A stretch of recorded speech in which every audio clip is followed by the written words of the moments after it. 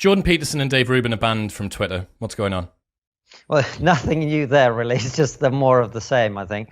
We were talking with my co-host for Trigonometry, Francis, about this in the studio today, and I was saying, can you imagine that we've got to a point where to state a historical fact about someone's biography is now a crime, essentially, at least in Twitter's eyes. You're going to get banned from a social media platform for stating a historical fact about an individual, which is what both Jordan and Dave have done here. I think it speaks to the situation that we're in, which is the ideology behind all of this has just become so perverse and has been allowed to run amok so far that we live in this clown world. And unless Elon Musk is able to take over and change some of this, I don't really see how we're going to get out of it. Do you think Twitter's that important? Is it still the town square for public discourse?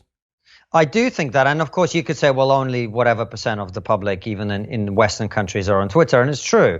But then that is where the discourse happens, because most people aren't on Twitter because they don't want to be part of the discourse. They actually have, jobs and kids and things they actually want to achieve in their life instead of getting angry with each other.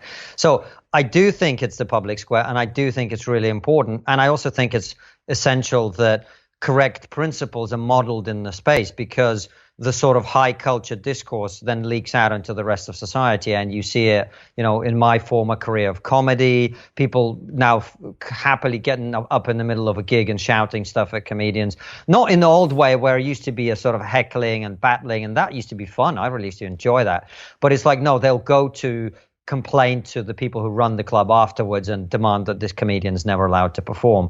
So I think the sort of behavior that's modeled in this type of public square is actually really important. And of course, the rules they impose then get filtered down to other areas as well. And other people feel, well, if Twitter's going to shut these people down, well, we're allowed to shut them down in real life, where they, not invite them to speak or ban them from speaking and so on. So I do think it's really, really important, actually, yeah. So the culture of censorship on Twitter has more downstream impacts, perhaps. One of the interesting things now is that tweets become news. Right. Previously, people were tweeting about things that happened in the news, but now the news can be derived from what people tweeted. So there's this very sort of cyclical game. So just for the people that haven't seen it, the actual tweet that Dave got suspended for, there's a difference between a suspension and a ban. The ban is if you would, I think, been completely removed from Twitter. A suspension, you have to do this kind of struggle session where you admit that the tweet was wrong and delete the tweet and acknowledge the fact that the tweet broke terms of service. But Dave's tweet was, the insanity continues at Twitter. Jordan Peterson has been suspended for this tweet about Ellen Page. He just told me he will never delete the tweet paging at Elon Musk. And the warning from Twitter says you may not promote violence against, threaten, or harass other people on the basis of race, ethnicity, national origin, sexual orientation, gender identity, religious affiliation, age, disability, or serious disease. And that was enough to get Dave a strike. Yeah, and there's a couple of points I pick up there. The first one is you talk about the struggle session, and it's a really good reference because you're talking about, of course, Soviet Union and China.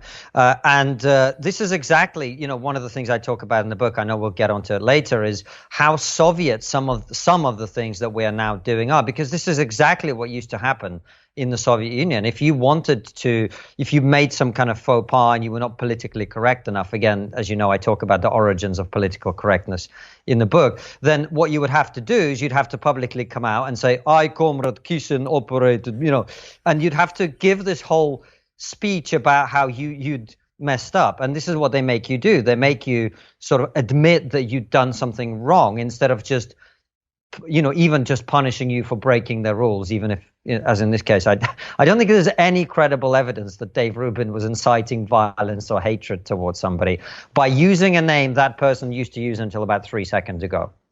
So dead naming is, it seems like the thing that Dave's been popped for there.